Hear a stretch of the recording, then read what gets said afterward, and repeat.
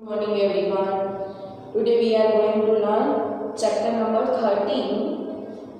Open your page number 47. Chapter का name है यहाँ पे active and basic voice. Last lecture में जो हमने उसकी एक्सरसाइज 2 है जो जिससे हमें राइट जो एक्टिव वॉइस है उसमें टिक मार्क करना है. एक्सरसाइज 1 तक हमने देखा था. आज exercise number 2. Okay, open your page number 46. Tick mark the sentences with the correct active voice construction. Last lecture में हमने देखा था कि हमें जो सेंटेंस दिया गया है उसमें से 4 sentence A, B, C and D उसमें से हमें चूज करना था कि कौन सा करेक्ट आंसर है और कौन सा करेक्ट आंसर पैसिव या एक्टिव में से. तो हमें यहाँ पे फर्स्ट एक्सरसाइज में कहा गया था कि पैसिव वॉइस का आंसर है वो हमें टिक मार्क करना है. सेकंड एक्सरसाइज है वो आपकी ऐसी है, tick the sentences with the correct active voice construction. इसमें आपको एक्टिव वॉइस है उसमें से कौन सी करेक्ट आंसर है वो आपको टिक मार्क करना है. फर्स्ट आपको दिया गया है यहाँ पे a book has been written by him. Second है आपका were you invited by the teacher. Third है they are cheating the queen and last है English is taught by him. तो आपको पता है जब भी आपकी पैसिव सेंटेंस की स्ट्रक्चर होता है उसमें आपको बाय यूज करना होता है कि उसके द्वारा ये एक्शन की गई है. तो आप देख रहे हो आपका जो थर्ड सेंटेंस है इसमें आपका सेंटेंस सब्जेक्ट से स्टार्ट होता है प्लस ये जो मेन सेंटेंस है उसमें आपका टेंस है वो एज इट इज दिया गया होता है. इसमें कोई चेंज नहीं किया गया होता और ना ही B3 दिया गया होता है ना ही बाय दिया गया होता है. उससे आपको पता चलता है कि ये सेंटेंस आपका एक्टिव वॉइस का है. तो थर्ड सेंटेंस आपका राइट है, they are cheating the queen. तो ये है प्रेजेंट कंटीन्यूअस टेंस का सेंटेंस. तो फर्स्ट में आपका आंसर आ जाएगा सी. तो सी के सामने आपको करना है राइट मार्क. सेकंड सेंटेंस देखते हैं, who has done this. Okay, और सभी सेंटेंस यहाँ उसके अलावा by whom has this been done. तो ये बीन दिया गया है तो पैसिव में नहीं, बाय भी नहीं आ सकता एक्टिव में. थर्ड दिया गया है कैन इट बी डन, तो बी एंड B3 दिया गया है. एंड लास्ट में डिड यू डन दिस, तो डन है वो भी B3 दिया गया है. तो आपको क्या करना है, हु से सेंटेंस होता है, बाय whom से नहीं होता सेंटेंस. तो हु से दिया गया सेंटेंस वो आपका राइट आंसर है एक्टिव वॉइस में. Who has done this. Okay, तो ये हो गया ए आपका करेक्ट आंसर. उसके सामने राइट टिक मार्क. हु के साथ आपको ऐसा होगा हैज प्लस डन तो है लेकिन हैज प्लस डन है वो कौन से और टेंस की यहाँ पे सेंटेंस स्ट्रक्चर दिया गया है हमें, तो वो है प्रेजेंट परफेक्ट टेंस. तो प्रेजेंट परफेक्ट टेंस में हम यूज करते हैं हैव प्लस हैज प्लस यहाँ पे B3. तो हैव या फिर B3. तो यहाँ पे आपको हैज के साथ B3 दिया गया है और बाय कहीं भी सेंटेंस में नहीं दिया गया होता. इससे एक्टिव वॉइस का स्ट्रक्चर है. थर्ड है I have been given his phone number. तो इसमें have plus been plus given वो है B3. सेकंड में his phone number has been given to me. तो हैज बीन प्लस B3 दिया गया है. थर्ड सेंटेंस में has his phone number been given me. तो इसमें भी been plus B3. And last देखो he has given me his phone number. तो has plus given यानी कि ये भी हो गया आपका प्रेजेंट परफेक्ट टेंस यानी कि एक्टिव वॉइस की सेंटेंस स्ट्रक्चर होती है. तो ये आपका right answer D.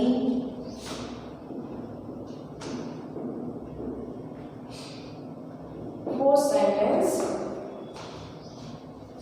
he had to pay the fine. तो यहाँ पे had है, फिर उसके बाद आपको दिया गया है the fine had to be paid. तो had प्लस B3. थर्ड है he had to pay the fine.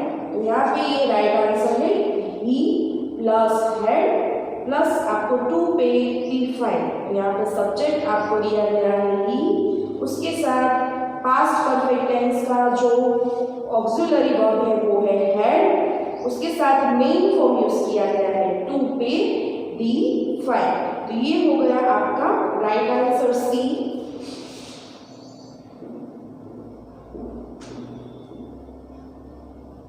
Fifth,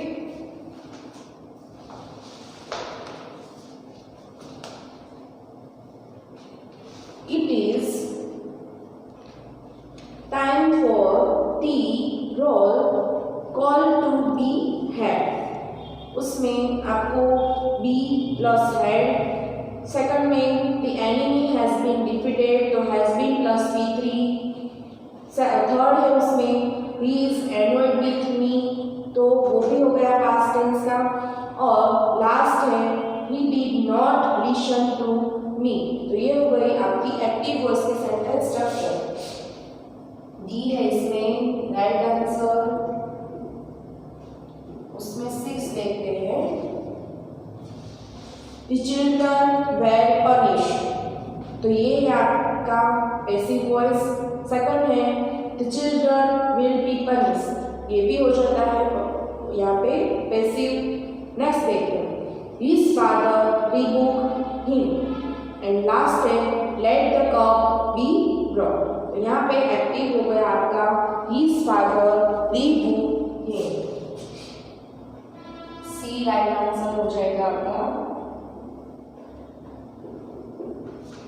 7, the quantity can be increased ये है passive. your order will not be accepted तो आपको पता चलता है कैन बी नॉट बी, तो बी किसमें यूज होता है तो हमें पता है बी प्लस V3, तो ये है पैसिव वॉइस का sentence structure. the old captain welcome as abroad तो ओल्ड कैप्टन को अब्रॉड भेजा गया, तो ये ओल्ड कैप्टन सब्जेक्ट से स्टार्ट होता है, यहाँ पे ऑब्जेक्ट नहीं है आपके स्टार्टिंग में, तो राइट आंसर है इसमें सी। उसके बाद का सेंटेंस हमें देखने की जरूरत नहीं है, उससे हमें पता चल जाता है राइट आंसर मिल रहा है। तो लास्ट में भी हम देख सकते हैं वॉज प्लस सेंट, तो वॉज वो हो गया पास्ट का प्लस सेंट हो गया यहाँ पे V3, तो ये भी पैसिव का ही था। लास्ट देखते हैं is Mohan taught by you, तो बाय से पता चलता है पैसिव। सेकंड देख रहे हो आप Rahul had chosen the book, तो हैड प्लस चूजन यानी कि पास्ट परफेक्ट टेंस, और राहुल की बात की गई तो राहुल सब्जेक्ट है, यहाँ पे इससे पता चलता है कि एक्टिव वॉइस का सेंटेंस स्ट्रक्चर है, तो आपका आंसर राइट हो गया इसमें बी। हमें इसमें टू ऐसे जो रूल्स है वो याद रखने हैं। फर्स्ट है जो हमारा सेंटेंस है वो सब्जेक्ट से स्टार्ट होता है। दूसरा हमें याद रखना है कि सेंटेंस जो भी टेंस है उसकी जो मेन यानी कि एक्टिव वॉइस की स्ट्रक्चर सब्जेक्ट वर्ब प्लस जो भी आपका रूल्स फॉलो होता है वो इसमें यहाँ पे फॉलो हुआ है कि नहीं, तो टू जो रूल्स है वो हमें याद रखना है कि सब्जेक्ट फिर वर्ब या फिर मेन वर्ब आफ्टर यहाँ पे ऑब्जेक्ट आता है। हमारे स्टार्टिंग में ऑब्जेक्ट नहीं आता, जब भी स्टार्टिंग में ऑब्जेक्ट आता है या फिर V3 होता है या फिर बाय या फिर बी, जो भी पैसिव वॉइस के रूल्स फॉलो होते हैं, तो ये जो सेंटेंस स्ट्रक्चर वो हमारी एक्टिव वॉइस की नहीं हो सकती, इससे हमें पता चलता है। अब एक्सरसाइज नंबर 3 सॉल्व करते हैं, जिसमें आपको सेंटेंस दिए गए, ये सेंटेंस आपको एक्टिव में से पैसिव में कन्वर्ट करने हैं। तो इसकी इंस्ट्रक्शन आपको दी गई है, change the following sentences into the passive voice, some sentences may not require a doer. यहाँ पर कहा गया है कि आपको पैसिव में चेंज करना है, लेकिन सम सेंटेंस ऐसे हैं जिसमें मे नॉट रिक्वायर अ डोर का मीनिंग है इसमें कई सेंटेंस ऐसे होंगे जिसमें डोर यानी कि यहाँ पे सब्जेक्ट की रिक्वायरमेंट नहीं है, कई सेंटेंस में सब्जेक्ट आपको नहीं दिए गए होंगे। ओके, तो हम देखते हैं हमारे एक्सरसाइज नंबर 3।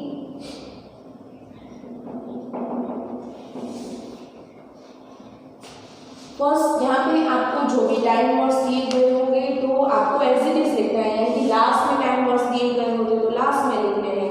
फर्स्ट में हमें कोई ऐसा वर्ड दिया गया है तो फर्स्ट में एज इट इज रखना है, इसमें कोई चेंज नहीं करना है। Unfortunately Sunny told her to see, तो सबसे पहले अनफॉर्चुनेटली, तो ये एज इट इज रहेगा, उसमें कोई चेंज नहीं, यानी कि उसके सद्नसीब। अनफॉर्चुनेटली का मीनिंग क्या होता है? सद्नसीब, अच्छे उसके नसीब से। Sunny told her to sing, तो यहाँ आप देख रहे हो सनी टोल्ड हर, तो हर है वो यहाँ पे आपको क्या दिया गया है? ऑब्जेक्ट के फॉर्म में। तो ये ऑब्जेक्ट को आपको बिफोर ले लेना है, यानी कि सेंटेंस के स्टार्टिंग में लेना है। तो हर का मेन सेंटेंस में सब्जेक्ट के जगह हो जाता है सी, क्योंकि हर किसके लिए यूज किया गया है? कोई फीमेल पर्सन के लिए, तो इसके लिए हम सब्जेक्ट में यूज करते हैं सी। उसके बाद आप देख रहे हो ये जो सेंटेंस है वो सिंपल पास्ट टेंस का है। तो जब भी सिंपल पास्ट टेंस में से पैसिव में कन्वर्ट करते हैं तो उसके लिए वॉज या फिर वे, दोनों में से हमें कोई एक वर्ब यूज करना है। तो ये है यहाँ पे सी, यानी कि सिंगुलर है। तो सिंगुलर के साथ हम कौन सा हेल्पिंग वर्ब यूज करते हैं? यहाँ पे वॉज। फिर आपको जो भी वर्ब मेन वर्ब दिया गया है उसको आपको करना है V3। तो टोल्ड है तो टेल, टोल्ड, टोल्ड। तो इसमें यहाँ पे V2 एंड V3 दोनों सेम रहते हैं। तो टोल्ड का एज इट इज यहाँ पे V3 टोल्ड ही रहेगा। Was told to sing, to sing as it is रखना है आपको, ठीक है। टू के साथ इंफिनिटिव, टू इंफिनिटिव के साथ मेन वर्ब आपको सिंग दिया गया है। किसके द्वारा? तो किसके द्वारा? तो यहाँ पे हमारा सब्जेक्ट क्या था? तो वो है सनी, सनी के द्वारा। तो बाय सनी, सनी यहाँ पे नहीं है सब्जेक्ट के फॉर्म में, ओके। तो फर्स्ट सेंटेंस हमारा ऐसे हो जाएगा। सेकंड देखते हैं, Hrithik perform स्किट्स for the local drama group. तो यहाँ पे आपको सबसे पहले ऋतिक परफॉर्म स्किट्स, क्या परफॉर्म किया? तो ये आपका ऑब्जेक्ट होगा यहाँ पे स्किट्स।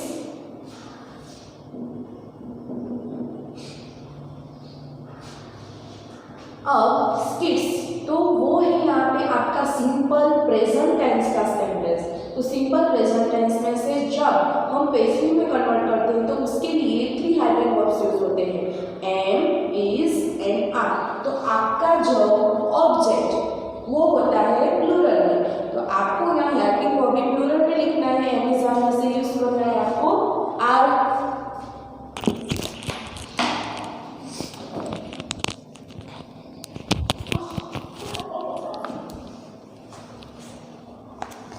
किड्स आर, अब परफॉर्म का V3 हो जाएगा यहाँ पे perform, okay.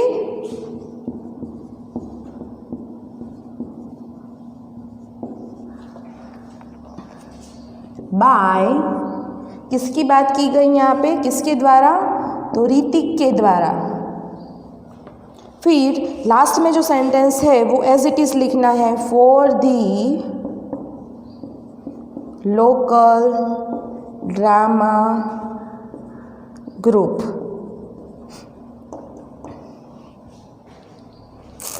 Third sentence, the masons will complete the work by the end of the week. तो यहाँ पे आपको कहा गया है कि the masons will complete the work by the end of the week. तो बाय यहाँ द्वारा के ऐसे नहीं कहा गया है, लेकिन मेसन है वो अपना वर्क कंप्लीट करते हैं कब? तो के वीक के एंड में वो अपना वर्क कंप्लीट करते हैं, ऐसे कहा गया है। तो उसका पैसिव आपको करना है। तो क्या वो कंप्लीट करते हैं? अपना वर्क। तो सबसे पहले हमें लेना है दी वर्क।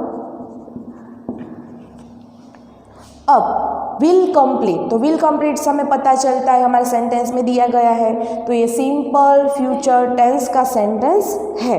तो सिंपल फ्यूचर टेंस में से जब हम पैसिव में कन्वर्ट करते हैं तो will plus B plus V3,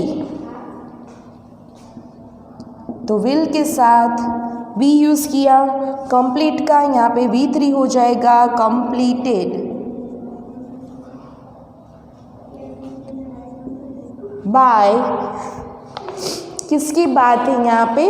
तो दी मेसन्स की बात है। तो यहाँ से बाय के बाद लिखते हैं दी मेसन फिर यहाँ पे हमारा सेंटेंस लास्ट में है वो by the end of the week, तो फिर से हमें by the end of the week वो एज इट इज रखना है।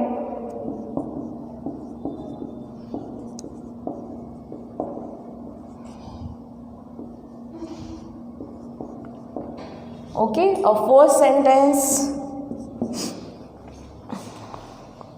ये जो सेंटेंस है वो आपको इंट्रोगेटिव सेंटेंस दिया गया है। Are the social workers distributing clothes and food packets. तो इसमें आपको क्या करना है, तो फर्स्ट आपको लेना है, किसकी बात है यहाँ पे, क्लोथ्स एंड फूड पैकेट्स। तो क्लोथ्स एंड फूड पैकेट्स है वो आपके यहाँ पे ऑब्जेक्ट है। आर है वो एज इट इज़ रखना है क्योंकि क्लोथ्स एंड फूड पैकेट्स है वो प्लूरल में है, तो हम लिखते हैं आर। फिर लास्ट में से हमें लेना है, किसकी बात है, क्लोथ्स एंड फूड पैकेट्स।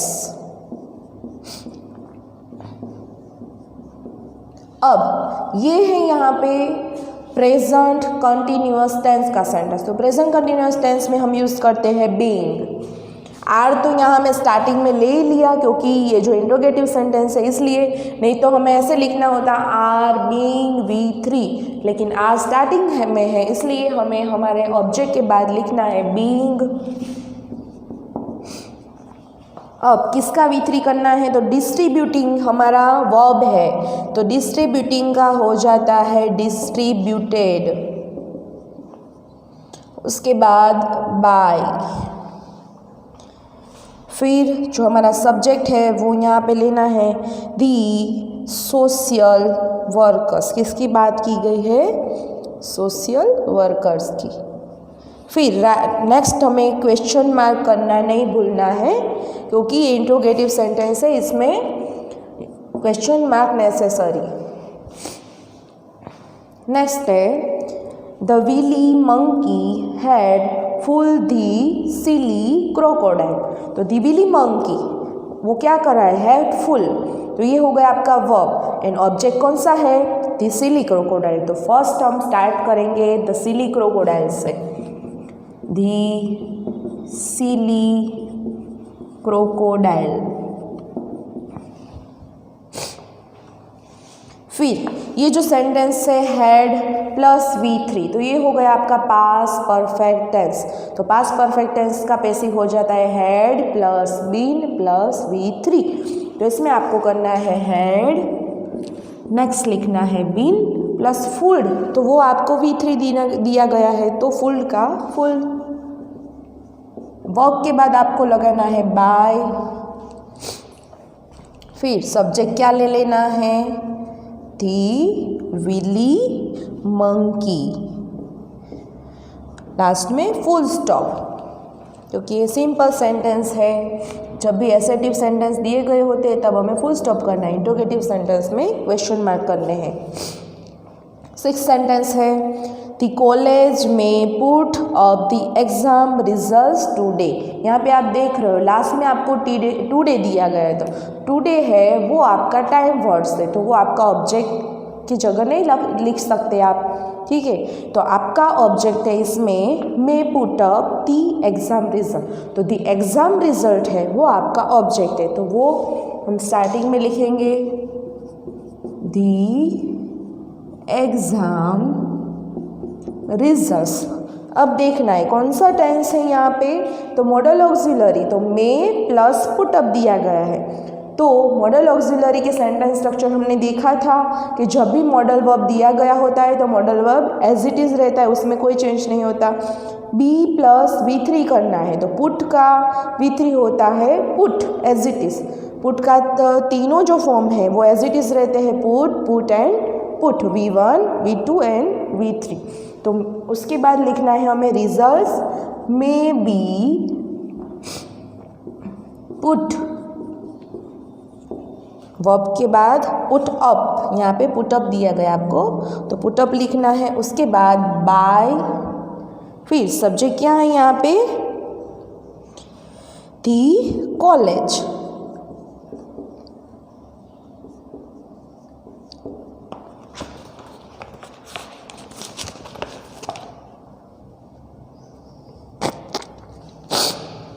फिर 7 sentence, start the competition immediately. तो आप देख रहे हो यहाँ क्या कहा गया है, स्टार्ट द कॉम्पिटिशन इमीडिएटली, यानी कि तुम्हारी कॉम्पिटिशन है वो जल्दी से स्टार्ट करो। तो इसमें आपको ऑर्डर या फिर कमांड दिया गया होता है। तो ये हो गया आपका इम्पेरेटिव सेंटेंस, यानी कि आज्ञार्थ वाक्य। ओके, तो आज्ञार्थ का सेंटेंस आप शुरू करते हैं लेट से। तो फर्स्ट आपको लिखना है लेट, फिर इसमें किसकी बात की गई है, तो कंपटीशन की बात की गई है। तो दी कंपटीशन,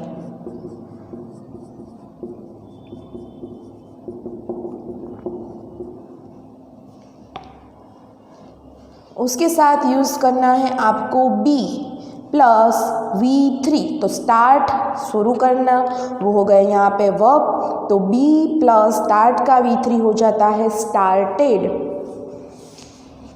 बी स्टार्टेड। फिर कब शुरू करना है, तो immediately.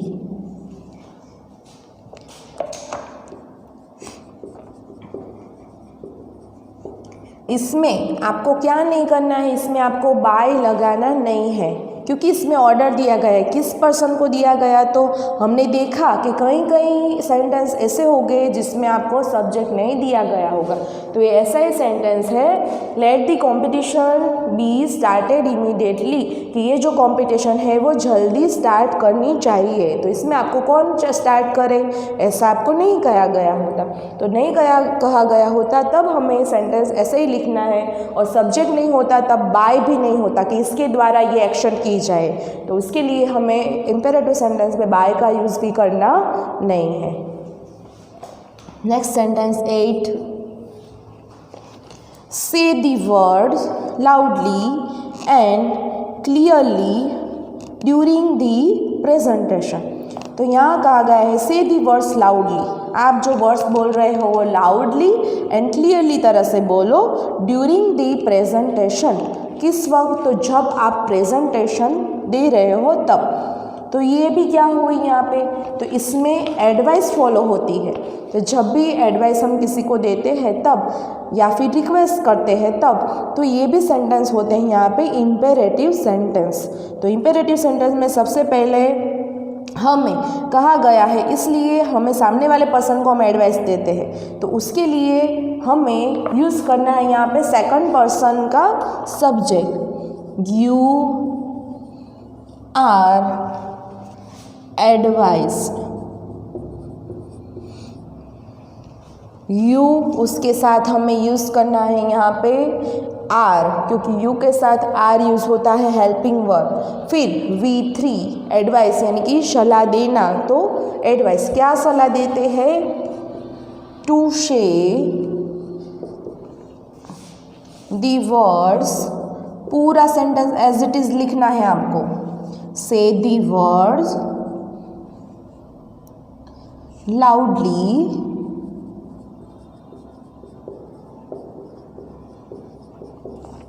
and clearly during the presentation,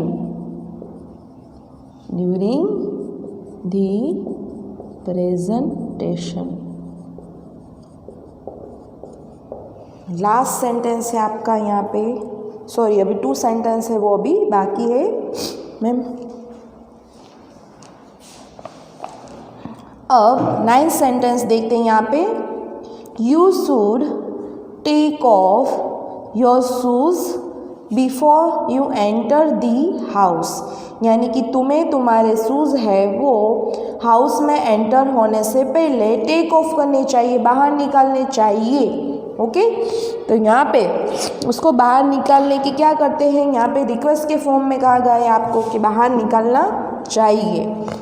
तो इसके लिए हमें यूज़ करना है शुड, मॉडल वर्ब्स है। तो फर्स्ट किसकी बात की गई है, शूज़ की। तो 9th सेंटेंस लिखते हम, शूज़। फिर हमें यूज़ करना है मॉडल वर्ब, तो मॉडल वर्ब यहाँ पे करना चाहिए, कंपल्सरी ऐसा कहा गया होता है, तब हम यूज़ करते हैं शुड। उसके साथ बी, फिर V3, तो V3 आपका टेक ऑफ है, यहाँ पे टेक ऑफ दिया गया है तो टेक ऑफ का हो जाता है taken of. Before you enter the house, and last sentence इसमें is someone feeding the animals regularly, तो ये हो गया आपका प्रेजेंट कंटिन्यूअस टेंस का सेंटेंस, इंट्रोगेटिव सेंटेंस में है, उसका आपको करना है पैसिव। तो एनिमल्स की बात की गई है तो उसके स्टार्टिंग आप कौन से वर्ब से करेंगे, तो एनिमल्स के लिए यूज़ होता है एमिजार में से, प्लूरल के लिए तो आर यूज़ होता है, तो आपका सेंटेंस स्टार्ट होगा आर। फिर आपको लिखना है यहाँ पे ऑब्जेक्ट, सॉरी यहाँ पे सब्जेक्ट किसकी बात की गई है, तो दी एनिमल्स। फिर लिखना है बीइंग, आपको पता है जब भी प्रेजेंट कंटिन्यूअस टेंस में से हम पैसिव में कन्वर्ट करते हैं तो उसके साथ यूज़ होता है बीइंग प्लस V3, तो फीड का हो जाता है V3 fed. Regularly, regularly time words है इसलिए एज इट इज़ रहेगा। लास्ट में क्वेश्चन मार्क करना है, are the animals being fed regularly, क्या तुम अपने एनिमल को रेगुलरली फीड कर रहे हो, यानी कि खाना दे रहे हो। तो यहाँ पे आपकी जो पैसिव वॉइस के जो सेंट्रल स्ट्रक्चर है वो कंप्लीट होती है। अब एक्सरसाइज नंबर 4 जिसमें आपको करना है, आपको सेंटेंस दिया गया है पैसिव वॉइस में, उसमें से आपको कन्वर्ट करना है एक्टिव वॉइस में।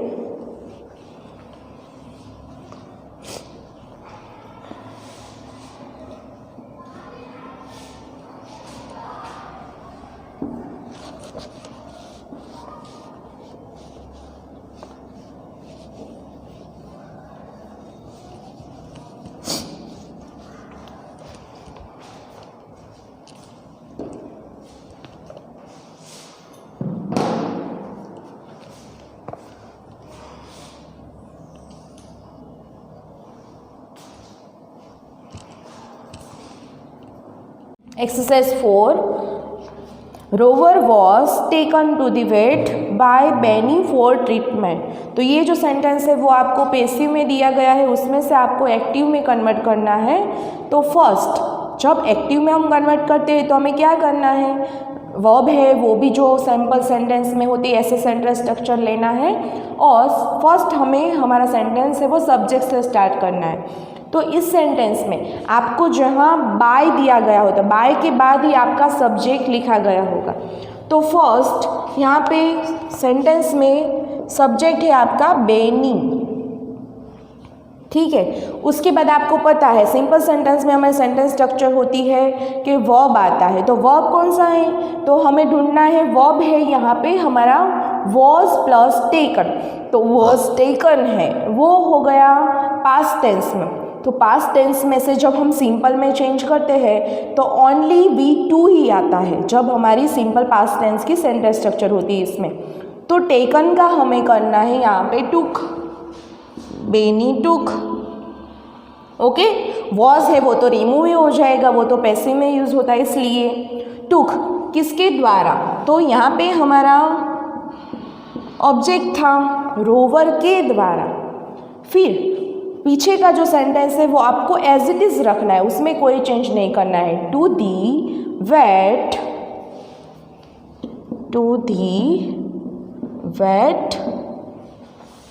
For treatment, full stop, okay.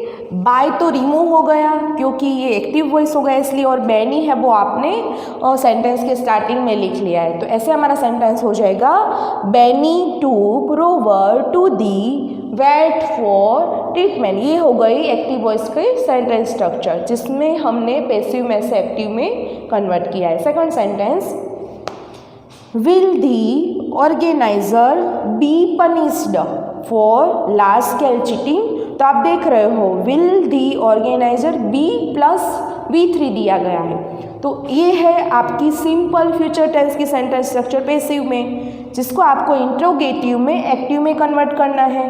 तो एक्टिव में कन्वर्ट करते वक्त भी विल तो एज इट इज़ रहेगा फ्यूचर टेंस में। ओके, फिर इसमें आपका किसकी बात की गई है, will the organiser be punish large scale cheating, तो आपको यहाँ पे सब्जेक्ट नहीं दिया गया है, तो ऑन वर्ड्स में आपको सब्जेक्ट सोच लेना है किसकी बात की गई होती है। तो स्केल चीटिंग के लिए पनिश कौन करता है, तो हमारी जो गवर्नमेंट है वो, तो हम यूज़ करते हैं यहाँ पे सब्जेक्ट के लिए दी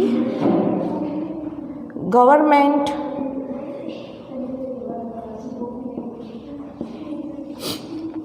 फिर आपको दिया गया है B प्लस V3, तो V3 का मेन वर्ब हो जाता है यहाँ पे पनिश्ड का पनिश, तो गवर्नमेंट पनिश किसको, तो दी ऑर्गेनाइजर। ये था यहाँ पे आपका ऑब्जेक्ट, विल दी गवर्नमेंट आपका सब्जेक्ट, पनिश यहाँ पे वर्ब दी ऑर्गेनाइजर के द्वारा। तो the organiser object for large scale cheating वो एज इट इज़ रखना है, फॉर लार्ज स्केल चीटिंग। उसके बाद क्वेश्चन मार्क करना है, इंट्रोगेटिव सेंटेंस है इसलिए कंपल्सरी है।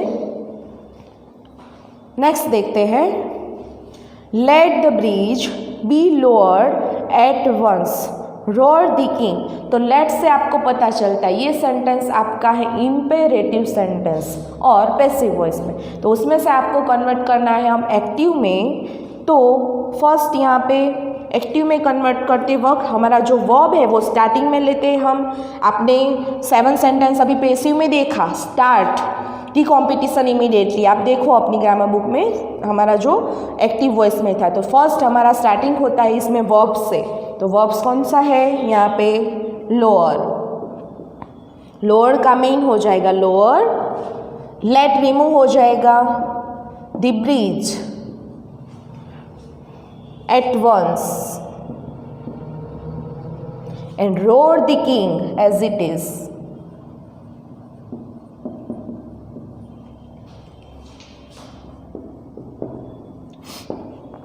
फोर्थ सेंटेंस इसमें, you are requested to show your boarding pass said the officer. तो यू आर रिक्वेस्टेड ये भी हो गया आपका इम्पेरेटिव सेंटेंस। रिक्वेस्ट से आपको पता चलता है कि रिक्वेस्ट, एडवाइस, ऑर्डर, कमांड ये सभी हमारे इम्पेरेटिव सेंटेंस है। तो पैसिव में एक्टिव में कन्वर्ट करते हैं अब। तो एक्टिव में जब कन्वर्ट करते हैं तब हमारा सेंटेंस प्लीज़ से स्टार्ट होता है, प्लीज़। फिर हमें लेना है यहाँ पे वर्ब, तो वर्ब कौन सा है, show your boarding pass as it is रहेगा, उसमें कोई चेंज नहीं, बोर्डिंग पास। और लास्ट सेंटेंस भी as it is, said the officer, inverted comma में लिखना है ये सेंटेंस हमें, जैसा ही पैसिव में दिया गया है ऐसा ही, सिर्फ हमें सेंटेंस स्ट्रक्चर में चेंज करना है। नेक्स्ट है fifth sentence, uniforms must be worn for the entire duration of the picnic. तो यूनिफॉर्म मस्ट बी worn, उससे पता चलता है यहाँ पे कि मॉडल का वर्ब है, मॉडल ऑक्सिलरी वर्ब यूज़ किया गया है, कौन सा, मस्ट, प्लस उसके साथ बी प्लस वियर का V3 है, वन। तो किसके लिए यहाँ पे कहा गया होगा, किसको यूनिफॉर्म वॉर्न करना है, तो स्टूडेंट की बात है, जो हमें यहाँ सब्जेक्ट में ही दिया गया था। तो एक्टिव में सब्जेक्ट हमें अपने आप ही लिखना है, हमारी अंडरस्टैंडिंग से लिखना है, स्टूडेंट्स। फिर उसके बाद आपको पता है कि वर्ब, तो इसमें मॉडल वर्ब कौन सा है, मस्ट। बी वो रिमूव हो जाता है क्योंकि उसका एक्टिव हो गया। वन का मेन वर्ब हो जाएगा यहाँ पे वियर। क्या वियर करना है, तो ऑब्जेक्ट है आपका यूनिफॉर्म्स, तो सेंटेंस में से आपको ले लेना है यूनिफॉर्म्स। फिर पूरा sentence as it is, for the entire duration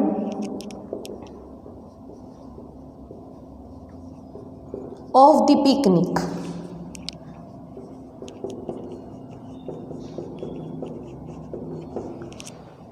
अब 6 सेंटेंस देखते हैं। The plants will have been watered by me by evening। तो यहाँ पे 2 टाइम्स बाय दिया गया है, तो सेकंड टाइम जो बाय दिया गया है वो इवनिंग के साथ, जब भी हमें कोई टाइम डिस्क्राइब किया गया होता है तो उसके साथ हम बाय यूज़ कर सकते हैं। तो हमारा बाय यहाँ पे उसके बाद है मी। तो मी है वो हमारा यहाँ पे ऑब्जेक्ट। तो मी को हम जब स्टार्टिंग में सब्जेक्ट के इंस्टेड ऑफ यूज़ करते हैं तो क्या हो जाता है यहाँ पे हमारा सब्जेक्ट आई। तो हमारा सेंटेंस स्टार्ट होगा आई से। अब ये सेंटेंस है will plus have plus been. तो आई के साथ यूज़ करना है विल, उसके बाद हैव, इसमें से बीन है वो रिमूव हो जाएगा एक्टिव में, इसलिए वाटर्ड का वाटर्ड। हमें पता है जब हैव के साथ V3 यूज़ होता है 2 फॉर्म्स में, वाटर किसको वाटर करते हैं, दी प्लांट्स को, किस टाइम को, by evening, as it is रहेगा। Next sentence, the tax changes might be announced today. ठीक है, तो the tax might be changes, तो ये हो गया आपका मॉडल वर्ब। तो टैक्स है वो टैक्स कौन चेंज करता है, उसके बारे में कौन अनाउंस करता है। तो इसमें भी हमें अंडरस्टैंडिंग होनी चाहिए कि दी गवर्नमेंट की बात की गई है। तो इसमें भी सब्जेक्ट हमारे आपसे हमें लिखना है दी गवर्नमेंट। अब मॉडल वर्ब्स कौन सा है आपका इसमें, माइट। एक्टिव में कन्वर्ट करते वक्त बी को आप रिमूव करेंगे, एंड वर्ब है जो आपका V3 में से हो जाएगा मेन वर्ब, अनाउंस में से अनाउंस। फिर आपका सब्जेक्ट है सब्जेक्ट में से आप यहाँ क्या लिखते हो, ऑब्जेक्ट के जगह द टेक्स्ट चेंजेस, और टाइम वर्ड से यहाँ पे टुडे, वो एज इट इज रहेगा, उसमें कोई चेंज नहीं। A chocolate cake was being baked by the chef for me। तो the chocolate cake was being baked by the chef। तो किसके द्वारा ये चॉकलेट केक बेक की है, तो दी शेफ के द्वारा। ओके, तो यहाँ पे शेफ आपका सब्जेक्ट was। ये सेंटेंस स्ट्रक्चर है आपकी पास्ट कंटिन्यूअस टेंस की। तो इसमें आपको पैसिव में दिया गया है was plus being plus V3। तो जब आप एक्टिव में कन्वर्ट करते हैं तब वॉज और बेकिंग हो जाता है, बेकन का क्या हो जाता है यहाँ पे, बेकिंग, बेक्ड का। फिर आपको ऑब्जेक्ट दिया गया है, किसकी बात की गई है, चॉकलेट की। Chocolate cake for me। 9th sentence, all the fruits on the tree are eaten by the monkeys। all the fruits है ट्री पर के जो मंकी के द्वारा खाए गए हैं। तो इसमें आपका सब्जेक्ट हो गया the monkeys।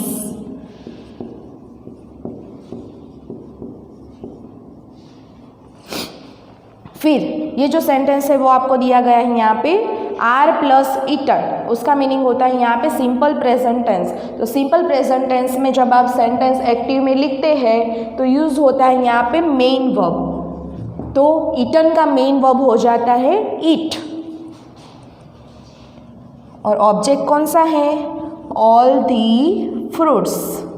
कहाँ पर लगे हुए फ्रूट्स, तो on the tree. Other words यहाँ पे एज इट इज रहेंगे। In last sentence and 10th, the certificates were given to Nisha by the chief guest। तो सर्टिफिकेट्स है वो गिवन किए हुए हैं किसको, निशा को, किसके द्वारा, बाय दी चीफ, किसके द्वारा। तो चीफ गेस्ट है वो आपका हो गया यहाँ पे सब्जेक्ट, दी चीफ गेस्ट। अब टेंस देखना है, वेर गिवन, तो ये हो गया सिंपल पास्ट टेंस। तो आपको क्या करना है सिंपल पास्ट टेंस में, एक्टिव में, तो गिवन का V2 करना है पास्ट टेंस में, तो V2 हो जाता है यहाँ पे गिव। तो आपको लिखना है वर्ब गिव, फिर लिखना है आपका यहाँ पे आपको दूसरा वो भी आपको दिया गया था सब्जेक्ट, किसकी बात की गई थी, तो निशा, किसको दिया गया था, निशा को। क्या दिया गया था, तो ऑब्जेक्ट है आपका यहाँ पे दी सर्टिफिकेट, तो वो आपको लास्ट में लिखना है दी सर्टिफिकेट्स। ओके, तो यहाँ पे हमारे जो एक्टिव एंड पैसिव वॉइस की जो लास्ट एक्सरसाइज है, एक्सरसाइज नंबर 4, वो कंप्लीट होती है, जिसमें हमने ये एक्सरसाइज पैसिव में से एक्टिव में कन्वर्ट की है। और यहाँ पे हमारा चैप्टर नंबर 13 है, वो भी active voice and passive voice का कंप्लीट होता है। Goodbye, have a nice day, take care.